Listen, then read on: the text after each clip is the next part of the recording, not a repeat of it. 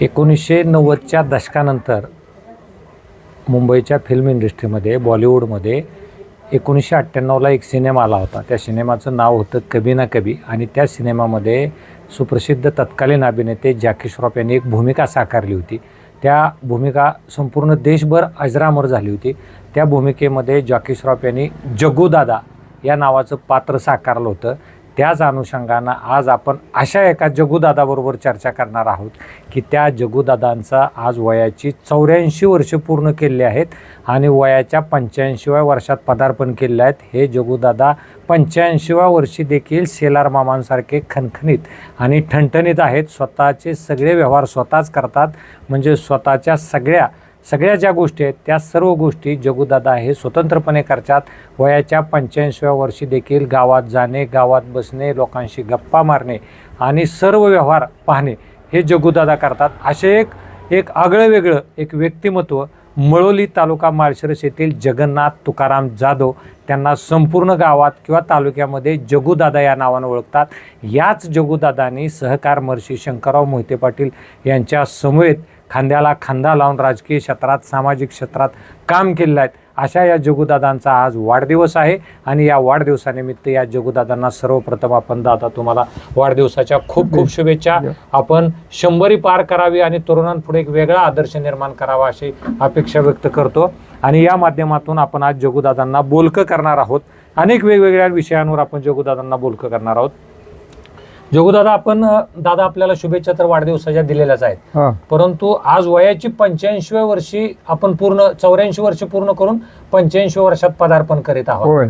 आपल्याला डोळ्याने अजून चांगलं दिसतं, कानाने ऐकाय येतं, सगळ्या गोष्टी क्रिया व्यवस्थित, स्मरण चांगलं आहे. मग याच स्मरणावर आधारित आपण पुढच्या मागील कालावधीमध्ये ज्या काय गोष्टी घटना घडल्या होत्या त्याबाबत आपण चर्चा करणार आहोत. दादा, आपलं शिक्षण किती झालंय? माझं शिक्षण 7वी झालंय. म्हणजे किती साली ती 7वी झाली? 57 साली पास झालो. मग त्या काळामध्ये 7वी शिक्षण झाल्यानंतर गुरुजीची नोकरी सहज लागत होती. मग आपण केली का काय नोकरी? सांगतो, नोकरी केली ना, पण माझ्या घरी अडचण निर्माण झाली. माझ्या घरी माझ्यापेक्षा एक मोठं भाऊ होतं, त्यांचं निधन झालं. आमच्या कुटुंबाकडे त्यावेळेला 80 एकर जमीन होती. मी माझा धाकटा भाऊ दोघंच राहिलो. मला माळीनगरला 8वीत बोर्डिंगला टाकलं होतं तुकाराम जाधवांनीच, हरिभाऊ गिरम्याला भेटून. आणि माळ्याशिवाय त्या वेळेला पोरं कोण घेत नव्हती, पण मळवलीतली 4 पोरं आम्हाला तिथं तुकाराम जाधवांनी, आम्ही राहायचो पेंग बोर्डिंगला, पण व्यवस्था आमची खाणेपिणी सगळी फ्री बोर्डिंगला होती. आणि घरी आई वडील ते भाऊ वाजल्या, आई जास्त झाली आणि मला शाळेत माघारी आणली. ही तत्कालीन कौटुंबिक अडचण होती. या कौटुंबिक अडचणीमुळे तुम्हाला पुढची नोकरी वगैरे काय आणि सांगतो त्याच्या पुढे पुणा जिल्हा परिषद शंकररावच्या ताब्यात होतीच. मग जयसिंगराव जागीरदार शिक्षण समिती चेअरमन, त्यावेळेला मला आमच्या घरी शेती येऊन छपराचं घरी येतो होतं. शंकररावने आमच्या वडिलाला ही विनंती केली की यांना नोकरी लावतो. ती आई म्हणायची, माझी 2 मिठाच्या खडीने पोरायची, माझे काय. म्हणजे सहकार महर्षींनी तुम्हाला नोकरी लावण्यासाठी प्रयत्न केले होते. सहकार महर्षी शंकरराव मोहिते पाटील, मग अशी मी उल्लेख केला, सहकार महर्षी शंकरराव मोहिते पाटील काकासाहेबांच्या खांद्याला खांदा लावून आपण त्या तत्कालीन काम केलेलं आहे. आता थोडंसं जुन्या काळातून थोडंसं अलीकडच्या काळामध्ये आपण येऊ. तुम्ही तत्कालीन त्यावेळेसचं राजकारण हे कसं होतं आणि अलीकडच्या राजकारणाकडे आपण कसं पाहताय? म्हणजे ते पहिलं कसं होतं, तत्वनिष्ठ राजकारण होतं. ज्या वेळेला मी शंकरराव बरोबर काम करायला लागलो, एवढा मोठा बलाढ्य शत्रू गावात असताना सुद्धा माझ्यासारख्या नवीन पोराला टिकू दिलं नसतं त्यांनी, म्हणजे वकिलाबान सुद्धा. पण शंकरराव पाटलाचा मला वरदा हस्त. आणि शंकरराव पाटलाचे मेहणे संभाजीराव खराडे होते का, त्यांची एक चुलतीची माझ्या आत्याची मुलगी असल्या कारणानं मला त्या कुटुंबानं लय साथ दिली. म्हणजे साथ कशाची, मला यांच्याकडनं दगा फटका अमकं तमकं काय बी होऊ शकत होतं त्या राजकीय हेतून हा काय हेतून काय, पण तसलं काही माझ्या बाबतीत घडलं नाही. एकीकडे मळवली हे गाव हे माळशिरस तालुक्यातलं एक मातबर मराठा समाजाचं प्राबल्य असणारं गाव होतं. या गावामध्ये कायमच एक दोन पार्ट्यांमध्ये राजकारण घडलेलं आहे. एक ऍडव्होकेट जयसिंगराव जाधव म्हणजे त्यांची पार्टी आणि दुसरी पार्टी एक तुकाराम गणपत जाधवांची. नारायण जाधव त्यावेळेस जयसिंगरावांचे वकील नारायण जाधव साहेब त्यावेळेस त्या पार्टीचं नेतृत्व करत होते आणि इकडे तुकाराम जाधव नेतृत्व करत होते. त्या तुकाराम जाधवांच्या गटामधून आपण त्यावेळेस काम करत होता. तुकाराम जाधवाचा गटच घेऊन मी शंकररावकडे गेलो. त्यावेळेस सहकार महर्षींकडे तो तुकाराम जाधव साहेबांचा गट घेऊन आपण गेलो आणि सहकार महर्षींचे जवळचे विश्वासू म्हणून तुम्ही विश्वास संपादन केला त्या काळामध्ये. आणि त्याच्या थोडं सांगितलं तर बघा, जे आमच्या आत्या ह्याच्यात दिलेले दिगंचित हे आपले आटपाडी, मग तिथली ती मुलगी जी आमची आत्याची मुलगी होती संभाजी मामा चुलती होती. मग आम्ही काय शंकररावकडे जाय तयारी नव्हतो, पण ऐन त्या नात्यामधून तुम्ही ऐका की नाही, ऐन इलेक्शन रंगात आल्यावर पुढं आठवड्यावर मतदान झाल्यावर ते आमचे शंकरराव, त्यांचं नाव होतं शंकरराव केशवराव मोरे पाटील, ते आले आणि तिथं सांगितलं तुमचं नारायणरावचं पहिल्यापासून वाकडा आहे, आता संजय तिकडे जावा. राजकीय तुम्ही विरोधक होता त्यामुळे तुम्ही तिकडचा आधार घ्या असं त्यांनी तुम्हाला सुचवलं आणि तुम्ही तुकाराम जाधवांचा संपूर्ण गट घेऊन सहकार गेलो. जरी तुमचं गावात एकमेकांशी जमत नव्हतं, राजकीय विरोधक होता, तुमचं बोलणं चालणं होत होतं तत्कालीन, म्हणजे असं एकमेकाच्या घरी जाऊन नाही, पण असं गावातल्या सामाजिक कामात ह्याच्यात सामाजिक किंवा असं जाता येत असलं तरी एक बसूया बोलूया म्हणायचो, ते बी म्हणायचं. आता आम्ही कशाला अलीगड होतं का असं, अलीगडच्या काळामध्ये असं होतंय का या बसू नाही आता पाक ती कोण गेला तरी तिकडे जायचं नाही असलं. त्या काळची माणसं ही तत्वनिष्ठ माणसं होती. जरी आपलं राजकीय विरोधापुरता राजकीय विरोधक असायचा, त्यानंतर मग तो अलीकडच्या पिढीमध्ये हे होत नाही असं होताना पाहत नाही होतच नाही तसं. मग आता तुम्ही एका बाजूला असं सांगितलं मला की तुकाराम जाधवांचा संपूर्ण गट घेऊन आम्ही सहकार महर्षींकडे गेलो, पण ऍडव्होकेट जयसिंगराव जाधव साहेब वकील आबाच्या नावाने संपूर्ण तालुकाभर जिल्हाभर परिचित आहे. त्यांनी 1967 ला आमदारकीची निवडणूक सुद्धा लढवली होती वकील आबाने त्या काळामध्ये. मग वकील आबांचं तुकाराम जाधवांचा जो नारायणराव जाधव साहेबांचा जो गट होता आणि तुकाराम जाधवांचा जो गट होता, तरी वकील आबा तुकाराम जाधवांच्या घरी उठबस होती वकील आबांची. म्हणजे हे कसं काय, कसं पाहता याकडे? पण ती कसं झालं, 63 ला तुकाराम जाधव वाढले हो.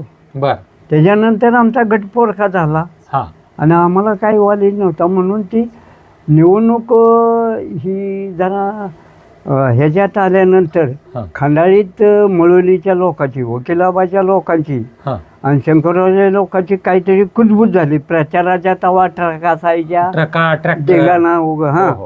तर त्यावेळेला ती बाबासाहेब पाटील होते का, शंकरराव पाटलाचे मोठे भाऊ, त्यांच्या गाडी पुढं आमच्या वकील साहेबाच्या काय तुकार पोरांनी झेंडे नाचवलं. त्यांना राग आणि ती म्हणले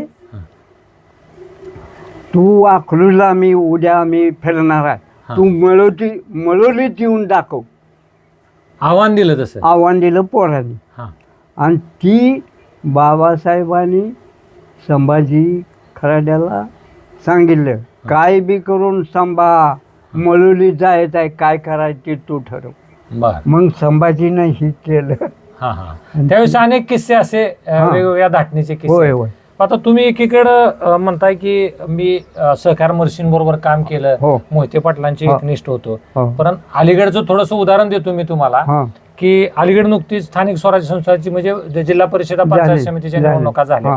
या निवडणुकीमध्ये एक तुमच्या मळवली गावचेच पिलीव जिल्हा परिषद गटासाठी 2 उमेदवार होते. एका बाजूला भाजपकडून चंद्रकांत जाधव होते, तर राष्ट्रवादी शरदचंद्र पवार पक्षाकडून रणजित बापू जाधव होते.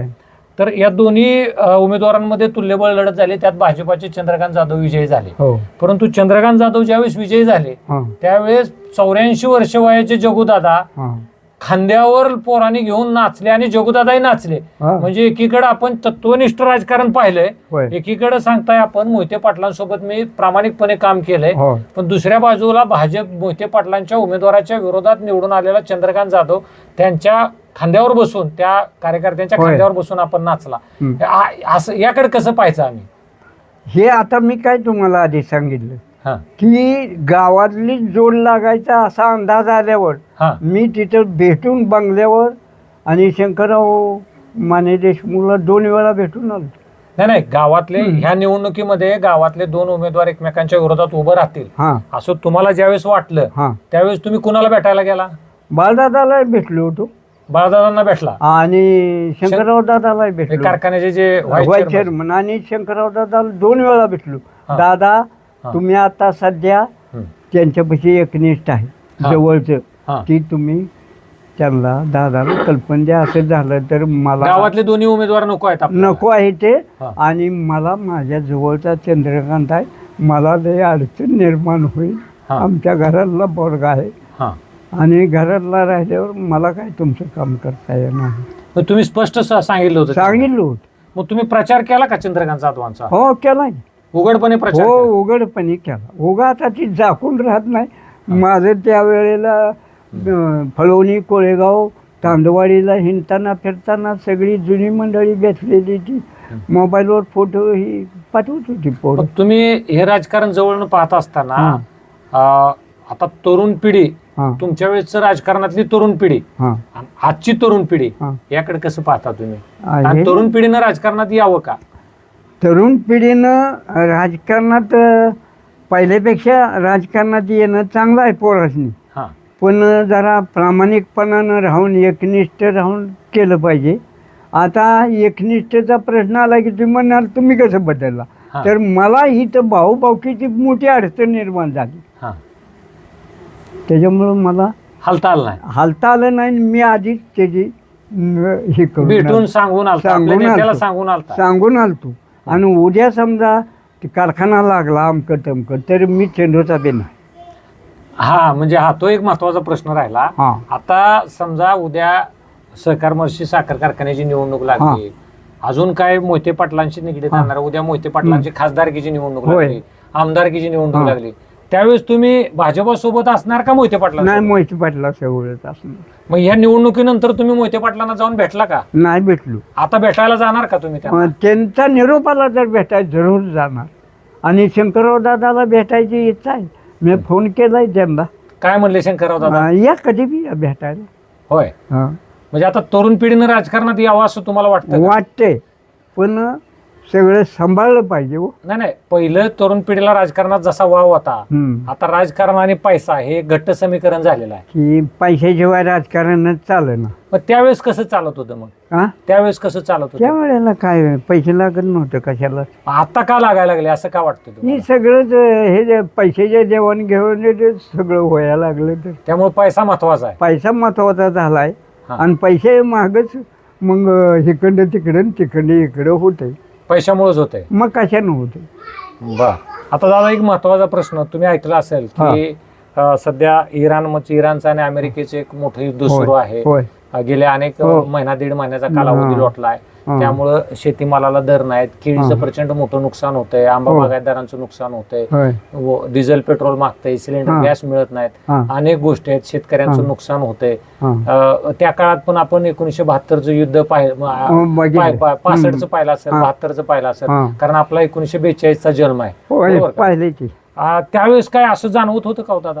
कसं आता समजा केळीला दर नाही किंवा शेतीमालाला भाव नाहीत, त्यावेळेस तसं काय जाणवत होतं का? 72 त्यावेळेला जाणवत नव्हतं. आणि ती काय तुमचं ती मनमोहन सिंगच्या काळात ती जागतिक काय जागतिकीकरण झालं, जागतिकीकरण ग्लोबलायझेशन झालं. मग तिथनं पुढंच ही सगळ्या जगाचं बाजारपेठ खुली झाल्या कारणाने ही आता जाणवायला लागला असं माझं त्यावेळेस मत काय आहे. जाणवत होतं 65 आणि 72? त्यावेळेला असं काही जाणवलं नाही. म्हणजे काय कमी आहे, अन्नधान्य कमी आहे, अमुक कमी आहे, तमुक कमी आहे, असं काय जाणवतं? अन्नधान्य 72ला कमी होतं आपल्या इकडं, हां. पण दुष्काळ काही भागात होता. तसं आपल्या भागात बघितलं तर हां.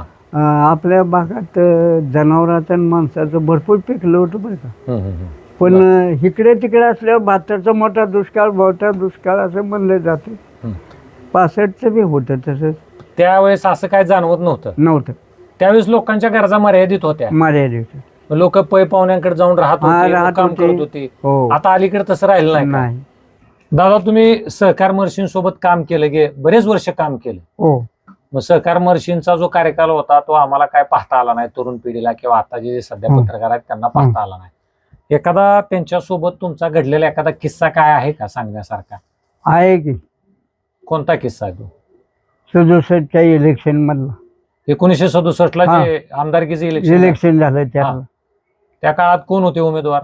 आमच्या गावचेच वकिलाबा, ऍडव्होकेट जयसिंगराव जाधव हा आणि सहकार महर्षी शंकरराव मोहिते मोहिते पाटील प्रमुख उमेदवार होते. हे दोनच उमेदवार होते हो. त्यावेळेस. बर. मग त्यावेळेस तुम्ही कोणाच्या बाजूने, मग सहकार महर्षींसोबतच होता? हा, सहकार महर्षी बरोबरच आम्ही काम करत होतो. हं. आणि त्या इलेक्शनचा मी एका बूथमध्ये पोलिंग एजंट होतो. हं. मळवलीला. हं. आणि पोलिंग एजंट असताना हे बूथ चेक करायला उमेदवार फिरते, त्या निमित्तानं आमदार साहेब मळवलीत आले. सहकार महर्षी मळवलीत आले आणि मला बूथच्या बाहेर बोलवलं. हं. आणि असं वेळापूरला एक माणूस आहे, ती माझ्याबरोबर वेळा चला, त्याची सगळी मला जरा माहिती पाहिजे. वेळापूरला कोण माणूस होता? दिगंबर नानासाहेब काळे म्हणून. तिथं काय करत होता तो? तो पोलिंग एजंट होता, ऍडव्होकेट जयसिंगराव जाधव. म्हणजे वकिलाबांच्या पार्टीकडून ते वेळापूरचे पोलिंग एजंट. तिथलं नातेवाईक असल्या कारण ती एजंट होती. बर. मग मला घेऊन गेल्यावर तुम्हाला सहकार महर्षी मळवलीतनं वेळापूरला घेऊन गेले. पण आमदार साहेब गाडीतनं उतरते त्यावर मी पोलिंग या बूथ मध्ये शिरलो. बर. पण त्यावर आमदार साहेब खालच्या पायरीवर यायला लागलं वर. तोपर्यंत ढेगारणानं बघितलं आणि माझ्यापाशी आले. जगवा, तुम्ही कशाला आलाय मला माहित आहे. एक तासभर चालणार आहे असं. मी पुन्हा पाहुणे घरी जाणार आहे, पुन्हा येत नाही इकडं असं म्हणलं. काय म्हटलं तुम्हाला? ते त्यांची ओळख होती का तुमची? त्यांची माझी ओळख म्हणजे माझ्या वडिलाचं ते मित्र होतं. आणि आमचं जी पार्टी लिडर तुकाराम गणपतराव जाधव त्यांचं ती शिष्य होतं. त्याच्यामुळं मग परत काय झालं? मग परत त्या ठिकाणी परत आमचं बोलणं होतं. त्याच्यावर वकील साहेब हे जयसिंगराव जाधव त्यांचे 2 कार्यकर्ते आले, तिथं आत आले बूथमध्ये. आणि मला बघितलं की जयसिंगरावनं त्या बदडे म्हणून होत आहे हे प्रिसाइडिंग ऑफिसर, त्याला विचारलं ह्याला कशाला आणले आत. तोपर्यंत आमदार साहेब पुढे आले म्हणले ती माझ्या बरोबर आले, ही तुम्ही कशाला धुवून आणली? ती वकील साहेबांबरोबर बी 2 जण होते. हो, 2. कोण होती 2 जण? ती ज्ञानेश्वर लक्ष्मण जाधव. बरं. म्हणजे ज्ञानेश्वर जाधव म्हणजे चंद्रकांत जाधवांचे वडील, आता जे भाजपचे जिल्हा परिषद सदस्य. आणि दुसरे केशव दत्तात्रय जाधव. ही 2 वकिलाबांसोबत तिथं आले. सहकार महर्षींनी तुम्हाला त्यांना विचारलं वकिलाबांना की ही तुम्ही कशी काय दोघं आणले? मग ती वकील साहेब बसले आणि इथं ती संपला विषय. पण ती मला त्यावेळेला भीती वाटत होती. आता जर मला संरक्षण किंवा ह्यांनी काय माझी पाठराखण केली तर गावात गेल्यावर काय घडते काय नाही असं वाटत होतं. पण सहकार महर्षी तुमच्या पाठीशी उभा राहिला. आणि परत पुन्हा साहेबांनी मला नेलं बिन माझ्या जागेला आणून बी सोडलं मळवली. आता तसं होताना पाहताय का तुम्ही? नाही, आता तसं होत नाही.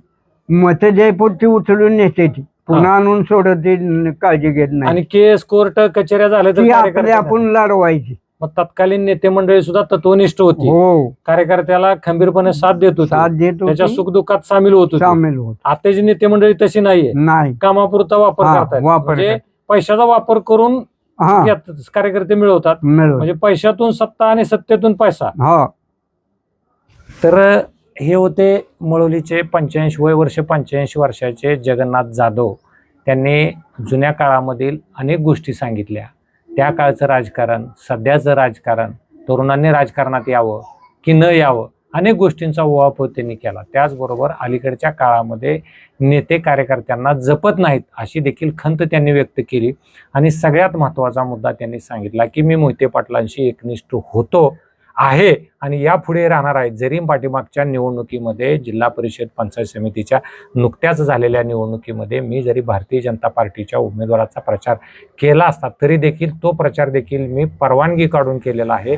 माझ्या भावकीतील उमेदवाराचा प्रश्न होता, त्याच्यामुळं तो प्रचार मी केलेला आहे. परंतु यापुढे ज्या वेळेस मोहिते पाटील उभा राहतील त्यावेळेस निश्चितच मी मोहिते पाटलांसोबत काम करणार असं ठाम भूमिका मुळवलीचे जगन्नाथ तुकाराम जाधव यांनी आपल्यासोबत व्यक्त केलेले आहे.